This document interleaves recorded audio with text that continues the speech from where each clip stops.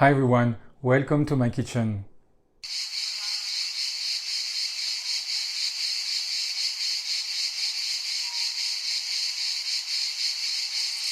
Today we are going to make bread for Pan Bagnat. The bread for Pan Bagnat is traditionally round. It's a white bread dough. You can make it using pouliche and you can also use a sourdough starter. The crumb of the bread is white in color, it's very soft, very similar to a French baguette. The traditional round shape is simply to imitate a salad bowl where you will put all your vegetables and seasoning. My name is Lionel and I cook traditional Provence dishes, all vegan. Provence is a southern region of France reputed for its fragrant food. For each video, I choose traditional Provence dishes that I adapt and modify to make them 100% plant-based.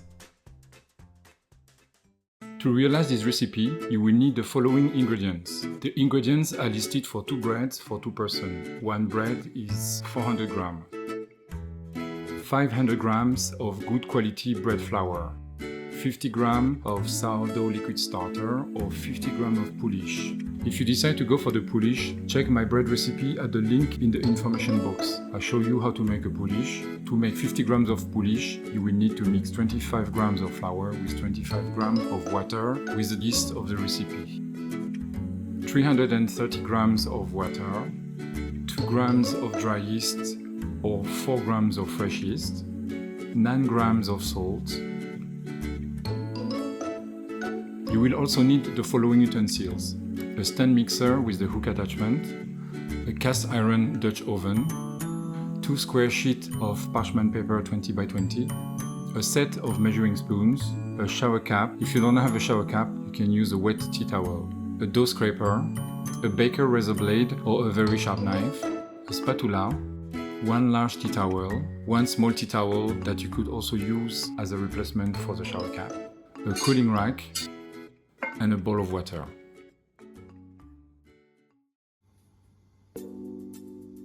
You are going to start to autolyze the flour with the water. Doing this will make the dough easier to shape and will also improve its structure. Simply pour the flour with the water. Autolyze also reduces kneading time, as a result improves the flavor and color of the bread. Add the kneading hook and mix at speed 1 until they form a mass. 2 minutes should be enough. Stop the food processor and separate the dough from the hook. Remove the hook and cover with a small tea towel that you will have soaked in water. That will prevent the dough from drying up. Let the dough rest for 45 minutes. After 45 minutes, the autolyze is completed. Bring the sourdough starter or the pouliche and the spatula, the yeast, and the salt. Add to the stand mixer the sourdough starter or the pouliche if you go for a pouliche. In another side of the bowl, add the yeast. If you have done a pouliche, the yeast is already in your pouliche, so you don't need to add more yeast.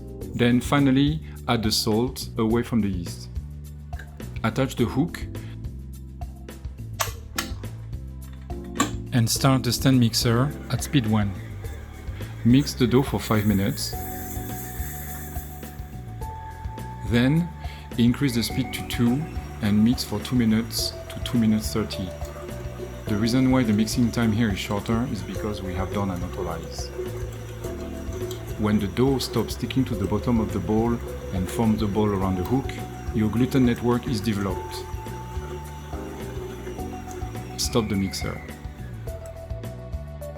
Bring the water bowl you will need to wet your hands. Lift the hook. Separate the dough from the hook. The dough is very sticky. With wet hands, it won't stick. Then, separate the bowl from the stand mixer. Wet your hands again. Then stretch the dough from the edges and fold it on itself.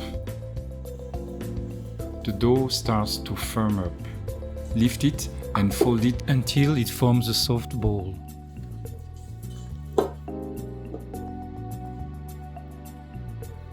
Cover the dough with a small tea towel or the shower cap and let it rise for 45 minutes at room temperature.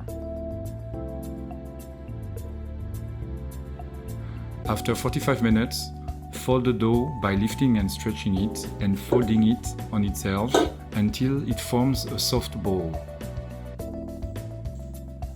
Cover with a small wet tea towel or the shower cap and place it in the fridge at 3-4 degrees temperature for at least 10 hours.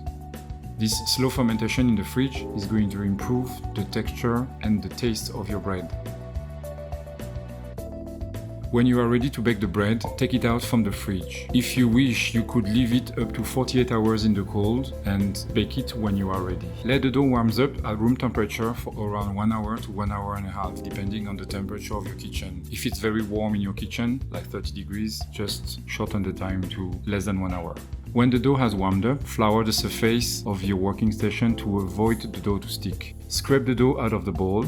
This dough is very sticky. Flour again and divide the dough into 2 equal parts. Flour more if needed, you don't want the dough to stick. Then pre-shape the dough. Stretch the edges back to the center. This action stretches the surface of the dough and will help to form a nice crust. Then fold the dough in itself to form a ball. Don't overwork it, be quick and sturdy. And repeat the same operation with the other dough section. Let the dough rest for 15 minutes. After 15 minutes, you can start to shape your bread. Flour the bread surface. With the dough scraper, flip the bread bowl upside down. Flour your hands and flatten the surface to remove some of the gas. Then stretch the edges back to the center.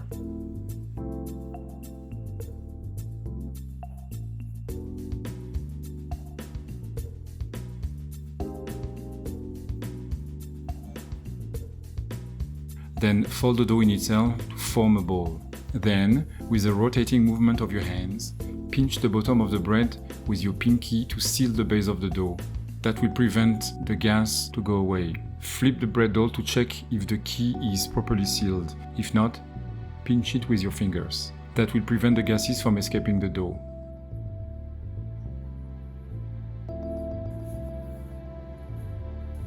Do the same with the other dough ball. And remember that a good quality flour will give you good results. Cheap flours don't hold shape very well and tend to deflate. Then, place the dough balls in the parchment paper squares. Cover them with the large dry tea towel and let it rest for 45 minutes. Set your oven to 250 degrees Celsius. Put the Dutch oven in the oven and let it heat up for 40 minutes. That's also the time the bread dough will take to rise. After 45 minutes, the dough has sufficiently rised and is ready for baking. Bring the scorching hot Dutch oven to your working station. Wear protective gloves because it's extremely hot. Score the first ball with the blade, one slit only. Do it last minute, before putting the dough ball in the Dutch oven. Lift the dough with the parchment paper and place it immediately into the Dutch oven. Put the lid on and bring it back to the oven. Let it bake for 15 minutes. In the meantime, cover the other dough ball with a tea towel and let it rest. After 15 minutes, open the and remove the lid, still with protective gloves. Close the oven and let the bread brown for 5 minutes or more. After 5 minutes or so, the bread has turned golden brown. I like it like this. Bring the Dutch oven to your working station. Place the bread in the cooling rack to let it sweat the excess of humidity. That takes at least 30 minutes. Repeat the same operation for the second bread dough section. After 30 minutes or more, you can eat the bread. Let's have a look at the bread texture. It has a crusty thin crust. It's soft and white with a nice alveolus development. It's perfect for sandwiches. for making the pan bagnat, the bread will be better the day after, as it will have slightly firmed up. This is the way we cut open the bread to make a pan bagnat. So if you want to make a pan bagnat, check out the recipe in the information box. This is French bread at its best. Enjoy! I hope you like this video. If you want to see more content like this, you just know what to do. Subscribe, like, and click the bell button to be notified when I publish new recipes. Thank you guys so much for watching, and I'll see you next time. Bye!